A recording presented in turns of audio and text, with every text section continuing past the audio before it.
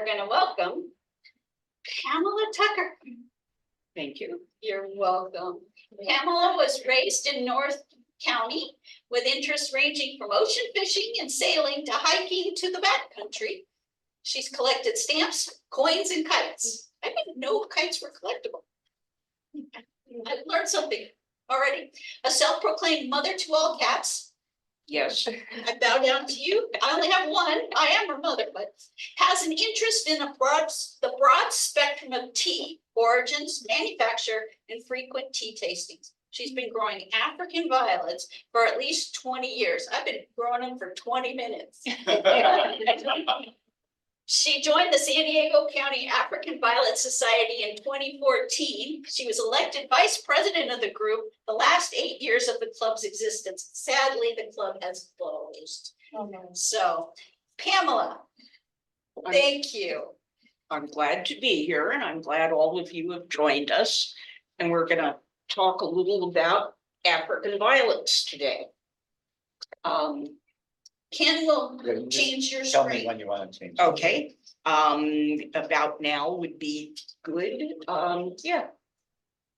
And we thank the NGA, which is the national, the NGB. Well, I said that, it's really B, is National Gardening Bureau. They supplied a lot of the beautiful photos that we have.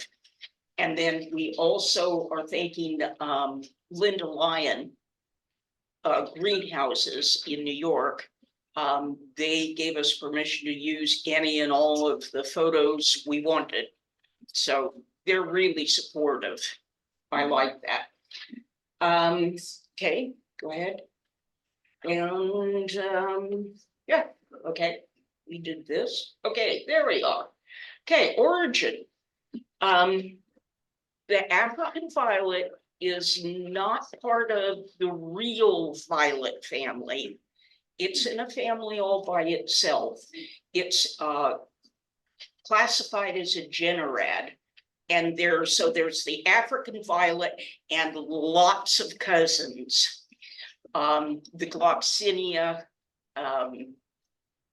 lots of different, I'm going to say hundreds, but the species was originally found in the Optimara Mountains in what we now know as Tanzania. I keep on wanting to say Tanzania, but it's Tanzania today.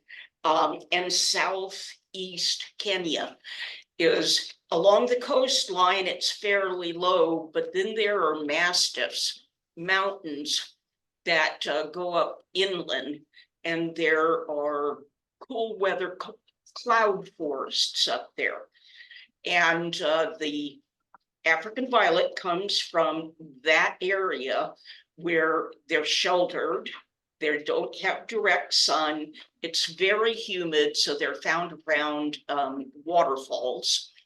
And let's see, a Baron Walter van St. Paul Hilaire was made deputy commissioner of that area while it was being colonized by Germany. He liked going for walks to see what was in the area, what was in his district, and he loved the cloud forests. It's close to the equator, so it was probably the only cool air in there. And he found this flower that he called the Optimara violet, only because it reminded him of the real violets back in his home country. Let's see, near waterfalls, rivers, it grew on terraces. And so there was a lot of water and dust and fog, and soil is very light. It allows the air and moisture to circulate around the roots. He took some of the seeds and sent them to his father in Germany. his father in turn shared them with a gentleman whose name I didn't write down, but he was in the royal gardens of Germany. And from there, they went to Kew Gardens. From Kew Gardens in England, they came to the United States in 1927, and they've been a favorite houseplant ever since. Fairly easy to grow and just gorgeous. Is originally there were the species was about 10. It's up to about 16 now of the original species. They took and started combining the species to come up with hybrids that we know and love today. These hybrids can be in different sizes, from the miniatures, which are about 2 to 4 inches, semi-miniature, which is about 4 or 5 inches, the standards, which is our standard size for African violets, like this, is anywhere from 6 to 8 inches. Now, when we're saying this, we're measuring the diameter of the plant. There are extra large Russians and Ukrainian violets that are just stunning. They can be up to 18 inches. They're 12 to 14 to 18 inches. Some of them are just lovely. Now, these are all single crowns, as in it's leaves around and there's one growing stem, and then all the flowers are a crown around it. The trailers have multiple crowns. It's one plant, but they will trailer out, and each one of those little arms will develop into a crown. They're my favorite. Okay. Yes, please. Okay, this is parts of a plant. Sorry. Oh, there. Yeah. Oh, it's leaf. There we go. So when we talk about the plant itself, we're going to go from the roots, the stem, the actual plant, the petiole, which is the leaf stem. Now it can be anywhere from 2 inches to 4 inches, some of them longer, but it supports the leaf. A little later, we'll get into girl foliage, and what that is the stem growing into the leaf. The margins, you can see in this particular instance, are scalloped. Some of them are straight, some of them are scalloped, sometimes it's wavy. The pedicel, which is the part which supports the flower stem. Then there's the sepals, which are the little green supports for the petals. Then the flower bud. We have petals, and they can be both single and double. And the stigma is the female side of the plant. The style is a little part that supports the stigma. And then there's the anthers, the pollen, the male part, the pollen. So when you are get your own plants and want to do your own crosses, you will want to make sure to pull those off, all of the anthers off, so that you know which plant you're crossing. So use the female on the plant and then take your male plant and pull its anthers and dab it around the stigma in order for it to cross. If each plant is different from female and male? Each flower has, Flower. each flower has male and female. Okay. So the stigma is the ovary part.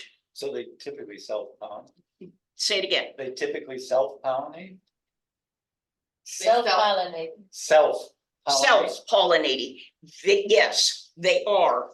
And if you want to cross your plants and try for a new cultivar, is you be sure to pull the anthers of the mother plant so that all the stigma is there, and then take the plant you want to cross with, take its anthers and dab in along the sticky stamen.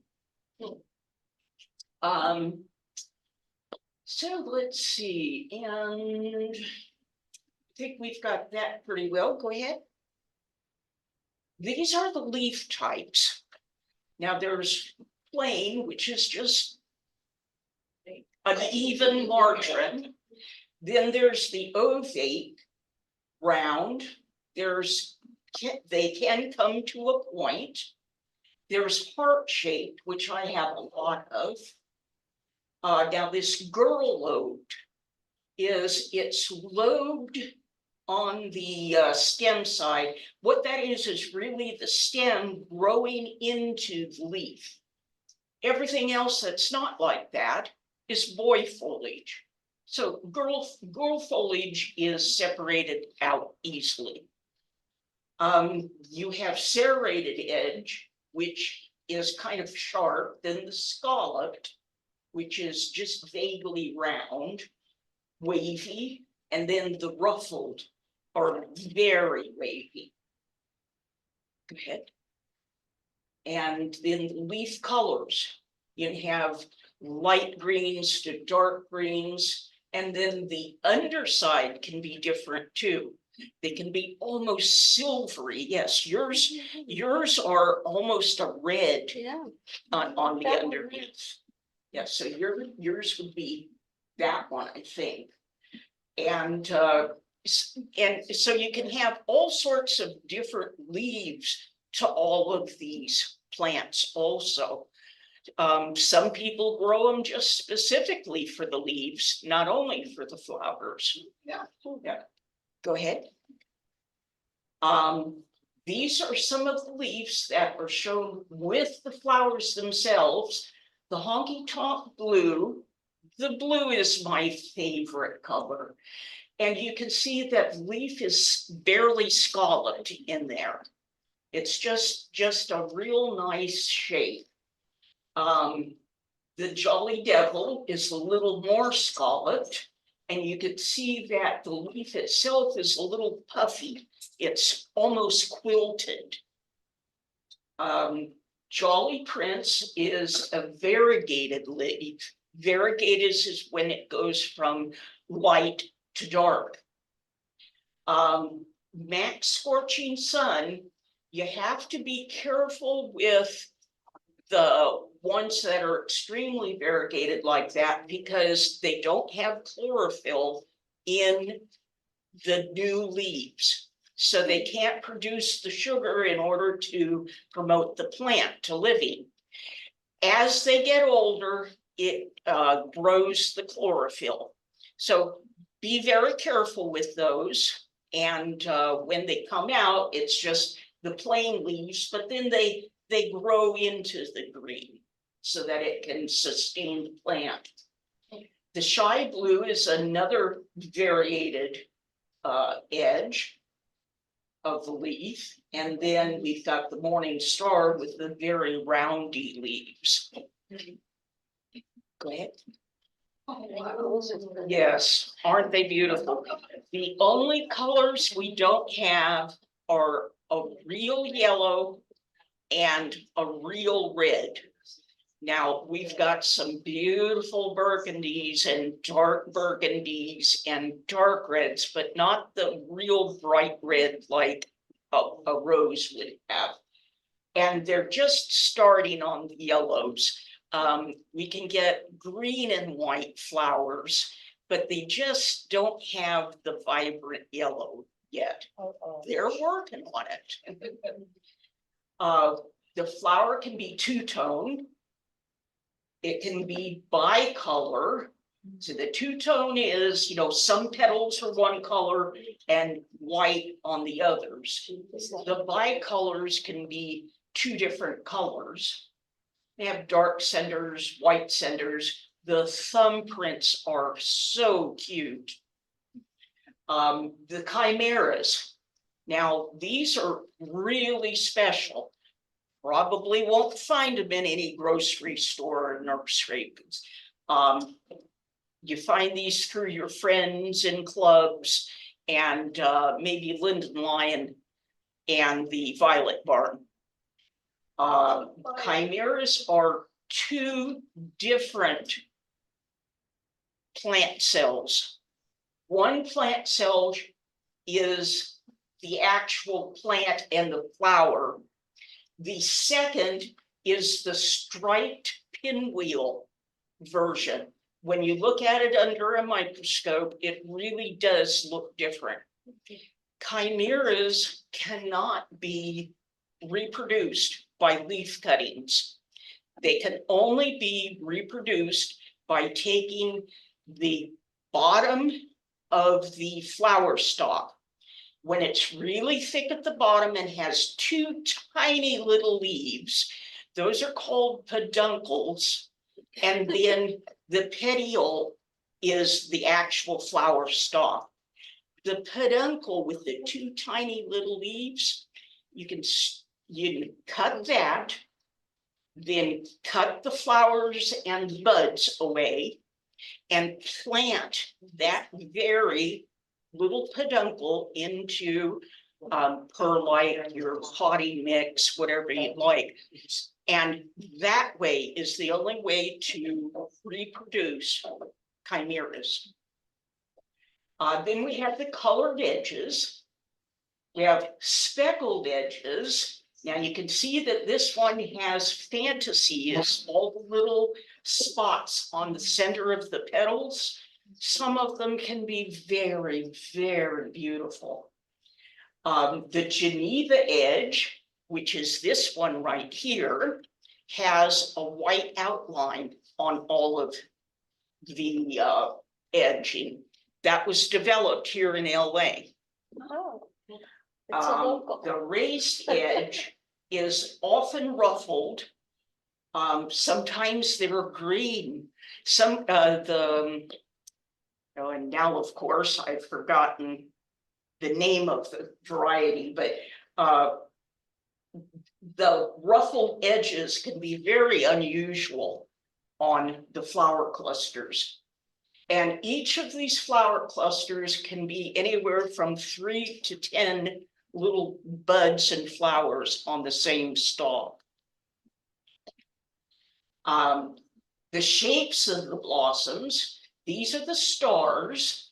It kind of looks like a little 5-pointed star.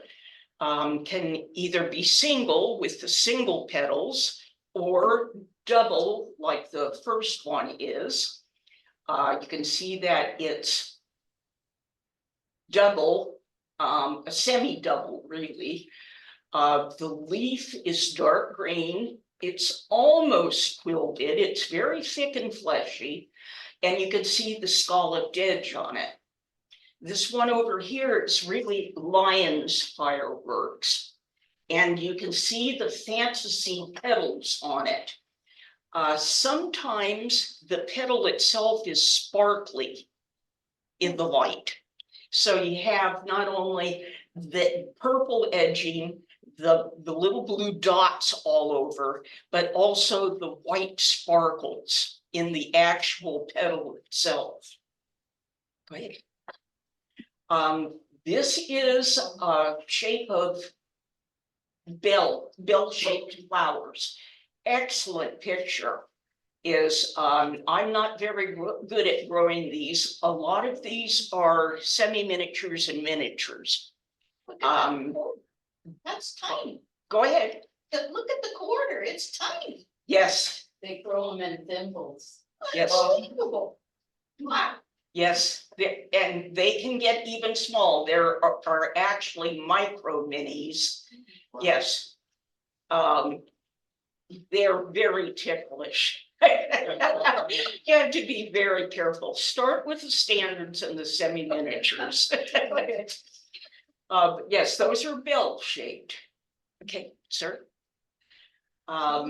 Then we've got the pansies, looks like a pansy. We've got the 2 leaves up top and then the 3 in the bottom. And this is the semi-double, which is basically 2 leaves and then the skirt of 3 leaves on the bottom and then some more petals on top. And you can see that this is the same shape as the pansy. Go ahead. Unusual. I had one at one point. The wasp is 2 very specialized, almost rolled up petals on the top and then the 3 petals on the bottom. They can have the semi-double extra little petals in the center. This is one that shows the almost rolled up top 2 petals. And they're very unusual. Okay, sir. Yeah, these are the singles. The bubblegum charm has the edging on it. So it'd be the 2-tone. And then the almost quilted edge leaf. And then the blueberry sprite, you can see that the petal itself is just the 5 petals. Go ahead. The semi-double has more petals than 5. Sometimes there are a lot, sometimes it's just the little tiny extra petals in the center. You can also see that the first one has variegated leaf. And that will start out with the little leaves being very green, and as it grows, it'll get the white edging, and the big plant, the big leaves around the edge will have that beautiful edging. So it can be quite striking, just as the leaves itself. But the whole object is to grow flowers for us. And then this one too, you can see the extra petals in the center and the variegated edge on the leaf. These are the double, where they have anywhere from 7 to 10 to 15 little tiny petals in the center. They're extra petals. Oh, Irish flirt, that's the one I was trying to think of. That is the, it's kind of a white greenish flower, and the edge is raised, and it has this very ruffled edge in lime green. A very attractive plant. Then the Jolly Texan, you can see, has all the extra petals in the flower also. And you can see it, this one, where the plant is almost quilted with the veins. It's a thick, fleshy. By the way, all of that African violet leaves have hair on them, little tiny fine hairs. And they can be touched, but don't wear them out. They don't really like having their leaves touched, but you know, you can in order to brush off dust and cat hair and things like that. Okay. Yes, the African Violet Society is wonderful. Their website is excellent. They have a whole learning site, from history to how they're made, how they're kept, proper temperatures. So I really encourage you to join the society. Okay, go ahead. Okay, all right, that's good. And then we're going to get to potting mixtures. Now, these bags of so-called soil, we're going to call mixtures, potting mixtures, rather than soil, because there is no real dirt in them. The recipe for potting mixtures is 1 part peat moss, 1 part perlite, and 1 part vermiculite.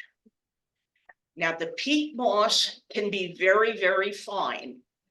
If it's big, long, and stringy, you'll want to rub it in between your hands and get it down to a reasonable amount. You don't want it so super fine, but you want it to have some texture. Perlite comes from volcanoes. If you look at them under a microscope, it's all sorts of little tiny balloons. It's the foam, the lava foam that comes out of volcanoes. Perlite, so it looks like little tiny miniature air bubbles, and they're hollow in the center. And what they do is lighten up the soil so that it still holds the nutrients, but it doesn't allow the water to collect. It allows it to be moist, but not waterlogged. Can you repeat the recipe for the? mixture? Yes, the potting mixture. Oh, it's on the menu. It is. Okay. Potting mixtures are peat moss, perlite, and vermiculite. And then you can use charcoal. Now use the activated charcoal, not the stuff that's used in your barbecue. Those are chemicals. Charcoal that has been activated has been burned in an oxygen-free atmosphere. And what it does is get all sorts of little channels inside that piece of charcoal. You can get this at fish stores, probably plant stores too. I used to keep fish, so I still have quite a load of the activated charcoal. What this does is absorb any of the bad stuff, if you get any chemicals or I can't think of the word, but it helps keep your soil nice and sweet. Eggshells crushed, maybe even to a powder. What it does is it doesn't dissolve particularly into the soil. It's the ions that are picked up by the potting mix and is available to your plant. It likes calcium. Or you can get commercially made, commercially packaged African violet mix. Works great. What I do is just like that. Now, what I do is take that mix, because a lot of them can be heavy, and mix in more perlite. So about 1-to-1 on the perlite for the actual commercial mixes. Go back a little bit, vermiculite, also found in volcano areas volcanoes are found in. It's a mineral, and when it's compressed, it's just layers and layers of layers, tightly compressed. What they do is heat treat it, and it's like a Venetian blind. It doubles its space. And so there's spaces in between each one of those layers where it holds water and nutrients for your plant. It's advantageous to your little leaves, the little plants. It holds your nutrients for them, so it's very good to have in your mix. The size of pots. Now, you want the pots to be 1/3 the size of the diameter of the plant. So for a 6-inch plant, you'll want a 3-inch pot. Now, this particular plant here needs to be repotted, and just 1 crown per each pot. So you probably have, looks like 3 or 4 plants in there. You want 1 crown to a pot, except for trailers. The trailers do feed out and have lots of heads, but most of the African violets we see are the center Burmeister type, which are 1 crown. So you have lots of plants in there, lucky you. They can be clay. The pots can be clay, plastic, ceramic, glass. The African violet pots are 2-part pots. There's a reservoir is the bottom, and then there's an insert that is not glazed on the bottom for the inside piece. What it allows, you can put water in the reservoir, and then it allows the water to gently ease through, seep through, and keep the soil damp. And that way the plant can absorb what it wants, but not get waterlogged. They can be plastic self-watering pots like the Oyama. In the back of the African Violet magazine, they have all sorts of ads back there, and there's dandy pots which can be very small, or they can be about 6 inches. Those you plant in the center, and then the outside is the reservoir.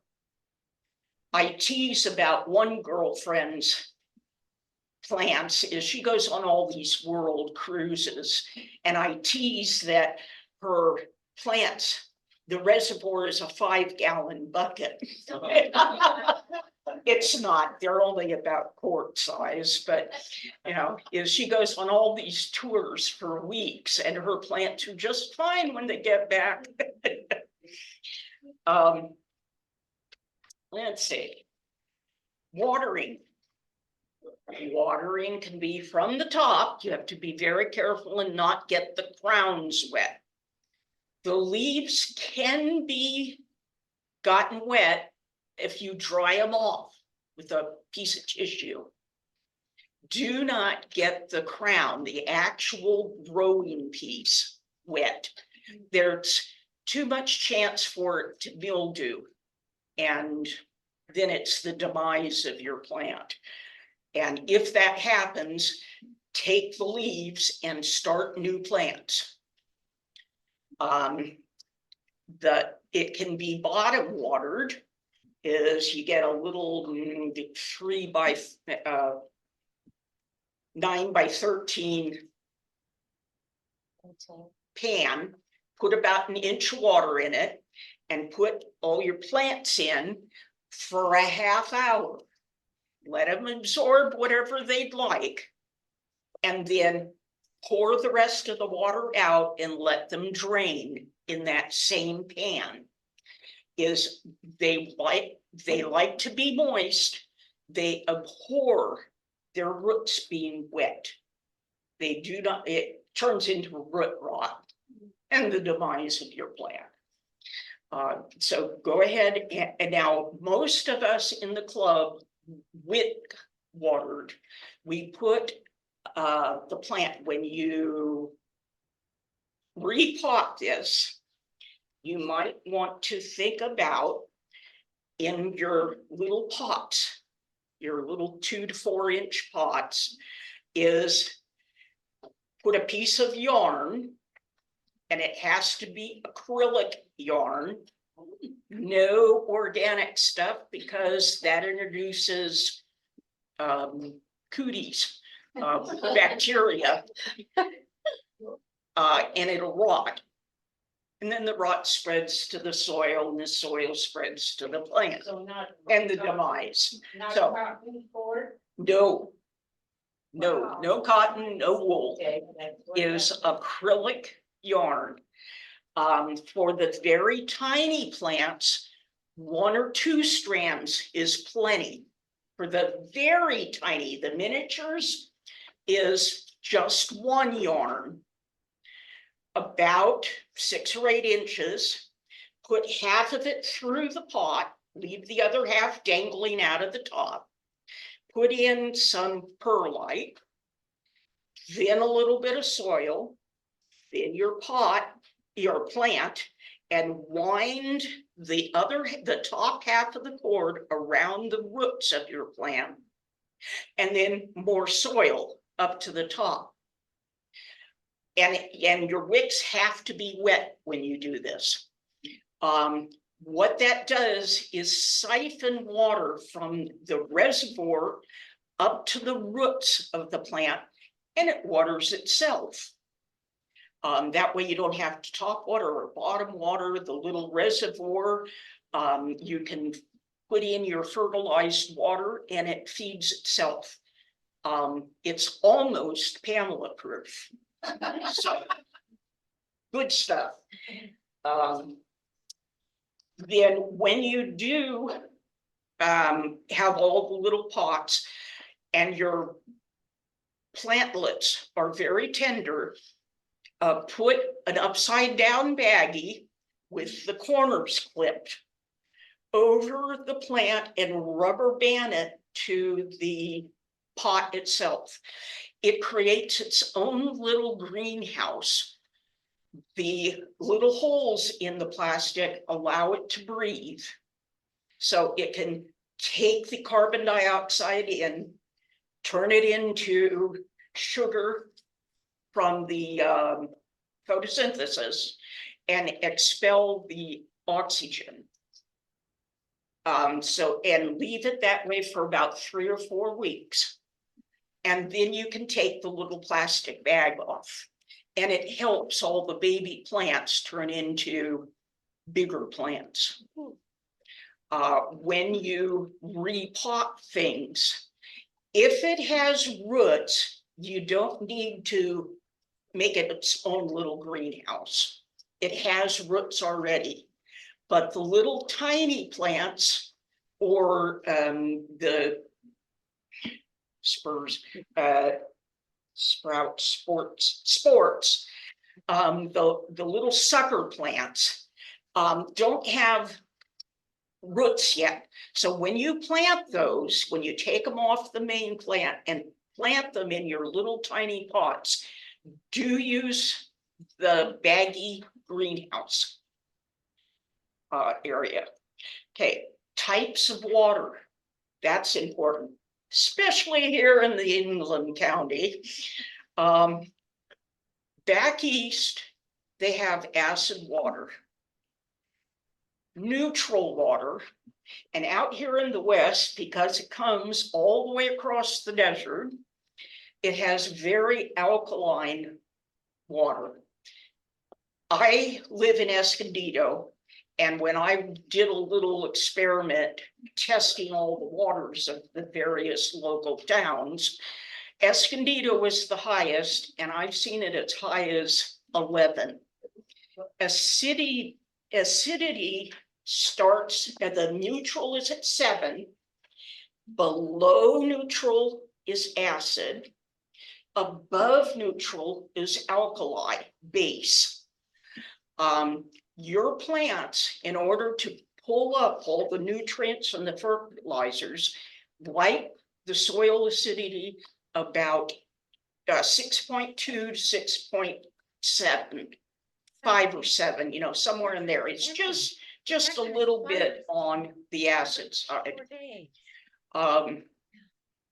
Your fertilizer is on the acid side. So if you keep track of it, your very alkali water around here, mixed with the fertilizer will give you, it will take care of some of the alkali and get it into the fertilized area where your plant can absorb it. There's tap water. Now, coming out of the faucet, our water is treated here. The chlorine, now there's fluoride. We can't do too much about the fluoride. Doesn't really hurt the plants in my experience, but probably doesn't do them any good. If you really want to be kind to your plants, go to the fish store and get pH neutralizer, and that'll do it too. But just tap water, if you leave it out overnight in an open container, is all of the chlorine will evaporate. Then you add your fertilizer to it, and you can fertilize each time you water, if you choose.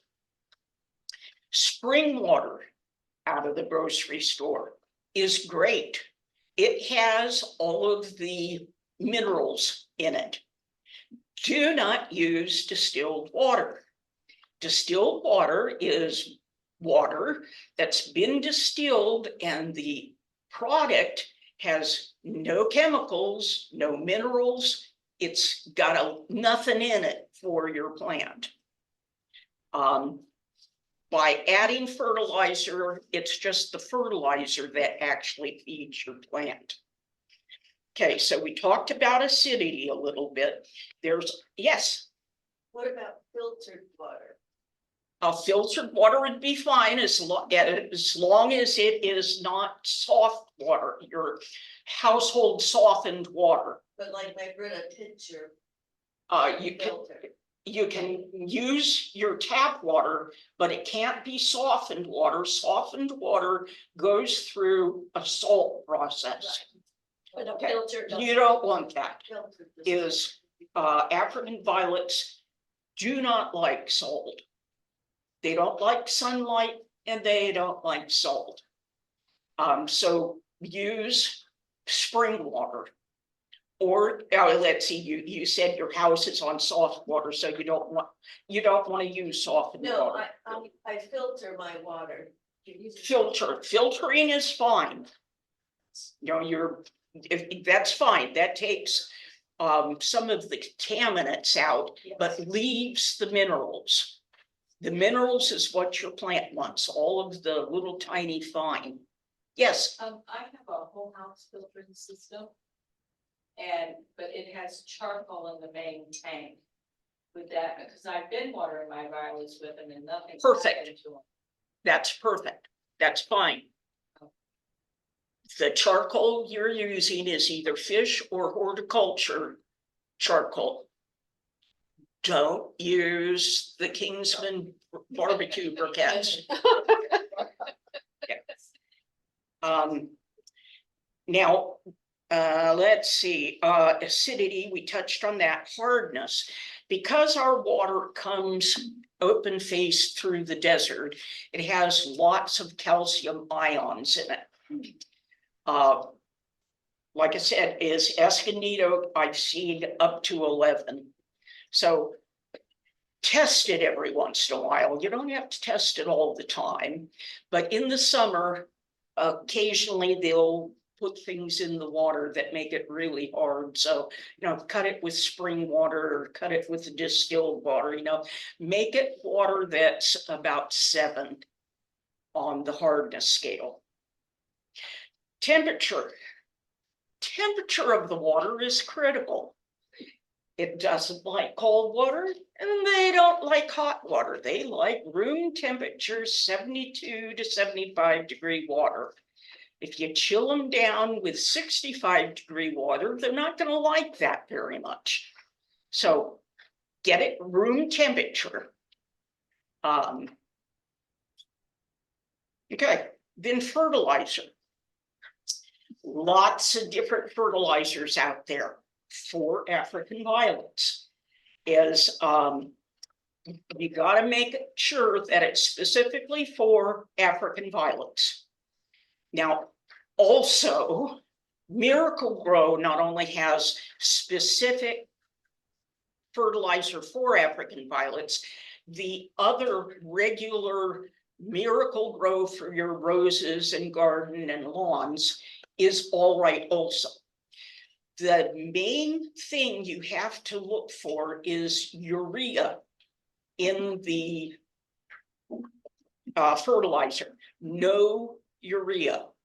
Your plants are very sensitive to it and they'll die on you right away. Wow. Yeah, so specific to African violets. Usually I use Schultz. There's several out there that are just excellent. Now, when you're out looking for fertilizers, you'll run across Growmore's Super Bloom. Great stuff. You can only use it for 3 weeks at a time. What that is lots of nutrients, the N, the P, and the K. The nitrogen is for leaves. The phosphorus is for good roots and blossoms. And the K part, the potassium, is for roots. What the Super Bloom does is give you high values, especially of the middle one. If you feed this to your plants for more than 3 weeks, it will burn out your plant. It's you know, too much of a good thing. So that's easy for when you're getting ready to show, is you use your regular fertilizer, and then about 3 weeks before your show, you start feeding it the Super Bloom. And what that does is create blooms and green leaves. And it's ready in about 3 weeks. It will be lots of plants, lots of buds, lots of blossoms. And that's what you want for your show. You can fertilize it monthly. You can fertilize it weekly. I like, and most of the club, put the fertilizer in with the water in the reservoirs so that it fed a little bit all the time. If you do that, cut the fertilizer in half. Whatever it says on the label, cut it in half and put it in your bottle, your jug of water that is reserved for your African violets. Temperature of the African violet. It doesn't like temperatures below 65. It likes nice, steady, warm temperatures. These plants naturally grow in the leaf detritus of the floor's bottom. So there's, you know, some gravel, some leaf, some soil, and it doesn't get full sun. It likes the humidity around the area. So if you live out on the latitude of Tanzania, you can have them outside. Here in the United States, we need them dedicated as house plants. They need the warmth. Humidity. I have a problem with humidity in that my plant cart is right next to my heater vent. So during the winter, my plants don't do well. So I just recently ordered a humidifier. So we're gonna see if that helps. The plants like humidity above 50%, 50 to 75%, 50 to 70%. And you can achieve this by putting a layer of gravel and pouring water on the gravel, and then it will absorb. The water naturally evaporates, and it gives all the humidity that the plants want. If you get the humidity over 80% consistently, it will grow mildew. And we'll talk about that just a little later. Well, okay, go ahead. What about a bathroom? Would be perfect Okay, if you get enough light in there it's really. that it bright. can grow, so leave lights on or something. Now, your plants need 8 hours of darkness. They can have 10 to 12, even 14 hours of light. I grow mine under a fluorescent tubes. The incandescent is fine, but we have a lot of LEDs now, which is which is really gentle for the environment, but you need to time it for your plant. Is now each of us grows different ways, different methods, different watering, so you have to experiment a little bit. It absolutely does not like direct sun at any point. A south-facing window, you need to curtain either with shears or maybe double layer of shears and about 3 foot back. East windows are great. North windows are perfect. West windows, it depends on how much sunshine gets into your place. So be careful with the south and the west windows. It doesn't like sunlight. Okay, propagation. We can propagate them with leaves, with the flower stalks, with seeds, and if you've been just peeling off the outside layers of your very old African violet that you've had for a long time, it'll start growing what we call a turkey neck. Is all the leaves have been taken off. It's time to repot when you get turkey necks. Can you show us, do you take the whole leaf or? You take off the outside layer of leaves, and then it's an audible sigh throughout the audience when you cut the stem. But when the pot sticks up and it's just stem for about 2 inches, you want to unpot it, take off the outside layer of leaves. So you're leaving like maybe 2 layers of leaves, enough to keep the plant going. And actually take scissors and snip it. It hurts to do that, but yes, it needs to be done. Is snip it and then use your fingernail and scrape along the stem. Then bury that in your potting mix and do cover it because it doesn't have roots. So do cover it and then put it in a fairly dark spot, not a lot of light, for about 3 weeks. The roots sprout and then you have a whole new plant. So that's how you refurbish plants. Pests, mildew, you'll probably see on your plants. You can get rid of that by putting some baking soda in water. Let's see, maybe a tablespoon per gallon. And so, yeah, about about a tablespoon per gallon if you have, and just break that down if you don't have a lot of plants. And then very carefully spray it on your leaves. Your leaves don't like being wet, so after it's sprayed on, take all the dampness and mop it away with a piece of Kleenex. The crown must not get wet.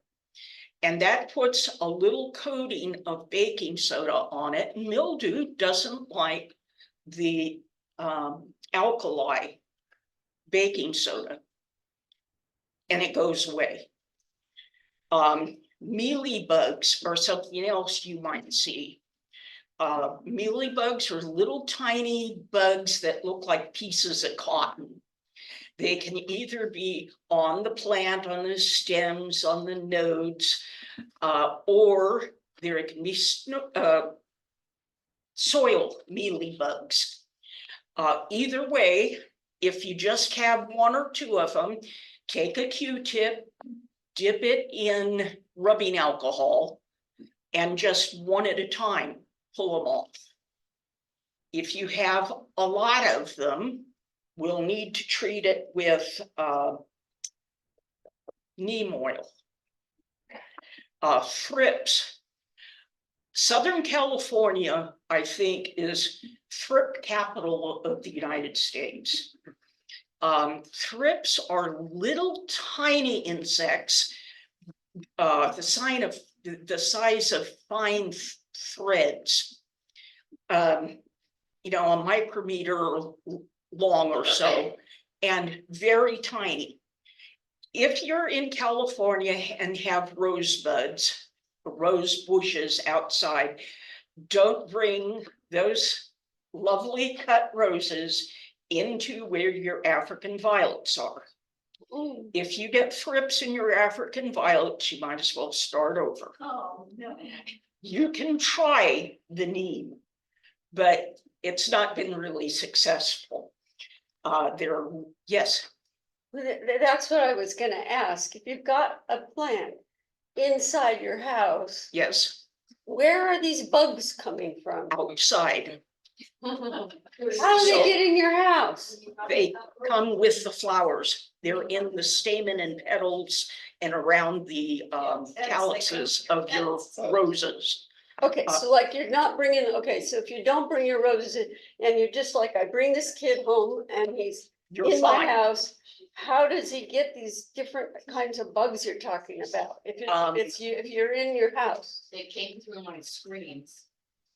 Yeah, the thrips will come from, they'll jump on you, they'll jump onto your plants. The cats and dogs bring them in, kids bring them in. Oh my gosh. And if you have cut flowers from your garden, Yeah. don't bring them anywhere near your African violets. I hate to say this, but I brought roses with that African violet here today. Oh.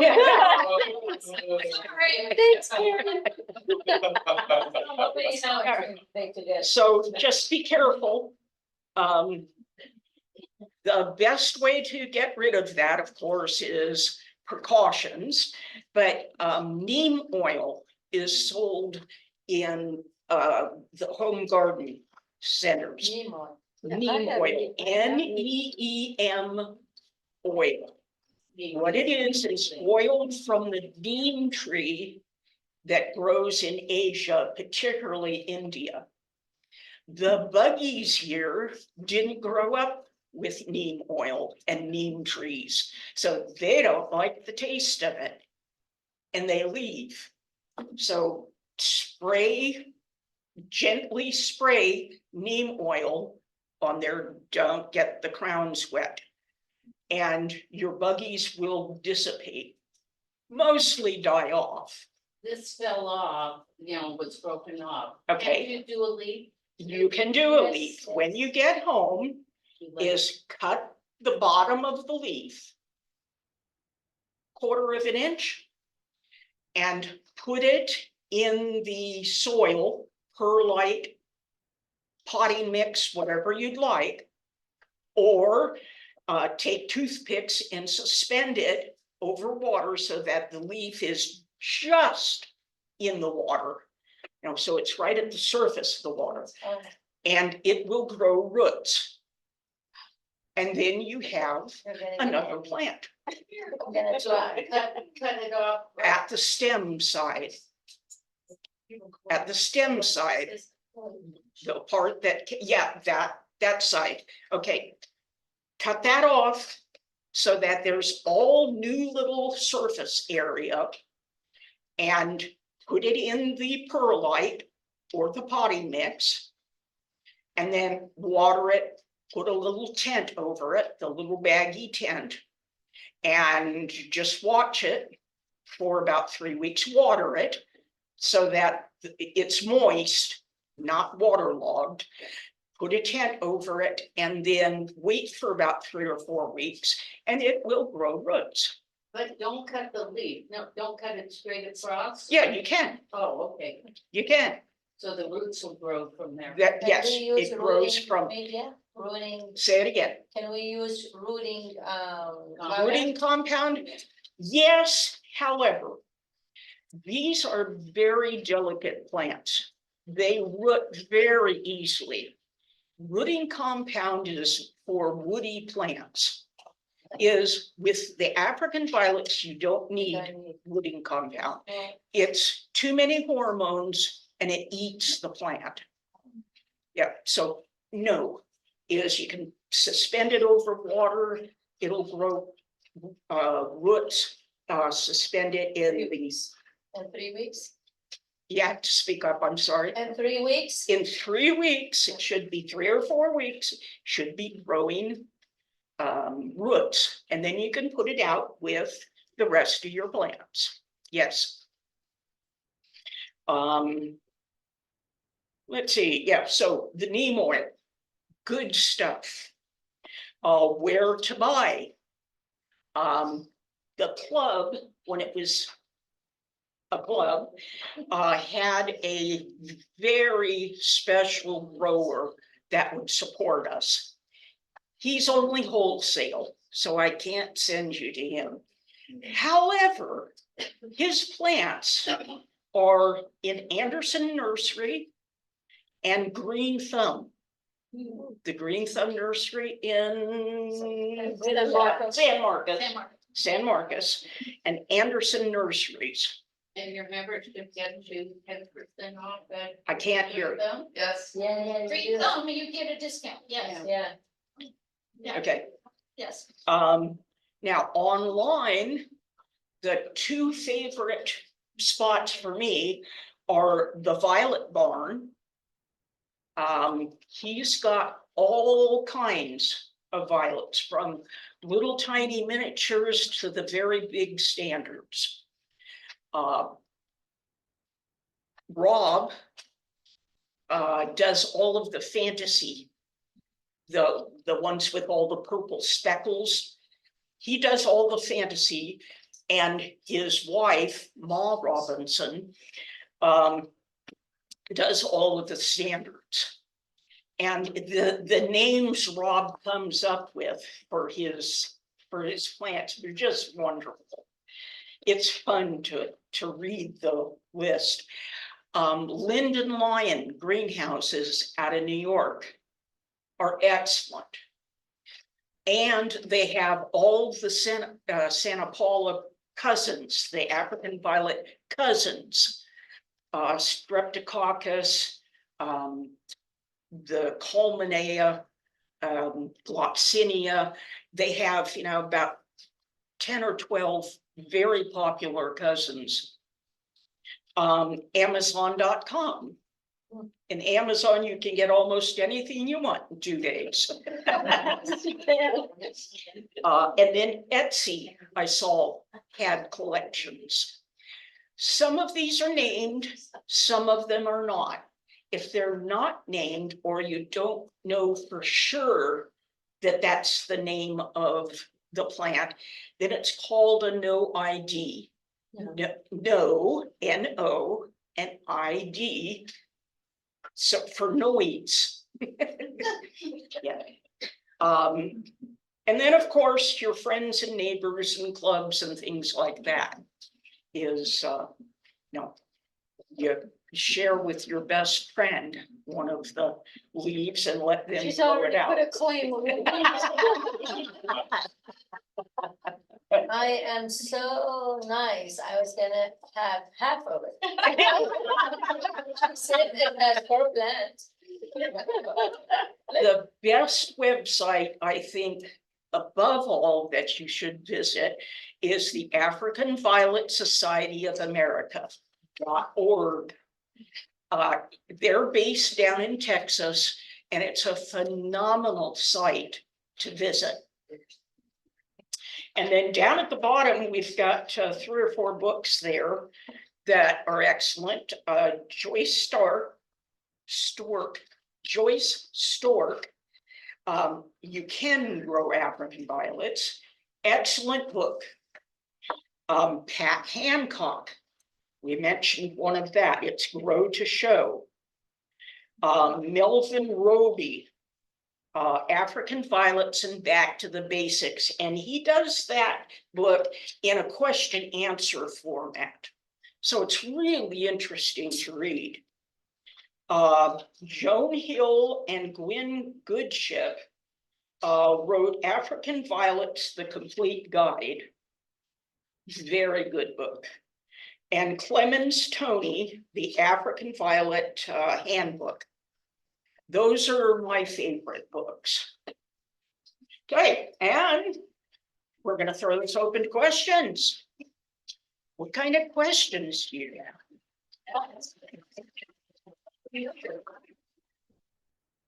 I'm interested in using a reservoir while I'm traveling. I'm gonna go on a 10-day cruise. Yes, Is that necessary to set it up by repotting the plant with a wick? yes, it's a good thing, is do your wick potting, repot it with a wick, and the bottom of the wick goes into a reservoir. It can be cottage cheese containers, yogurt containers. Save the lid, punch a hole in the middle of the lid, and the bottom half, the top half has been wound around your plant, the roots of your plant.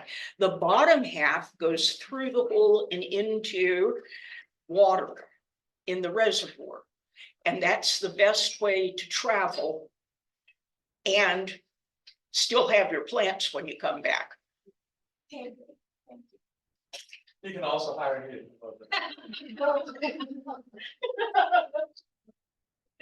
Any other questions? Are you showing roses? Roses. Are you showing roses? No. Are you showing African violets now that the society is defunct?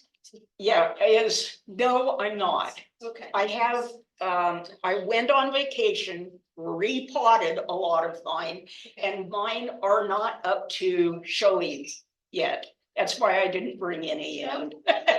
Because they're just not as beautiful as they could be.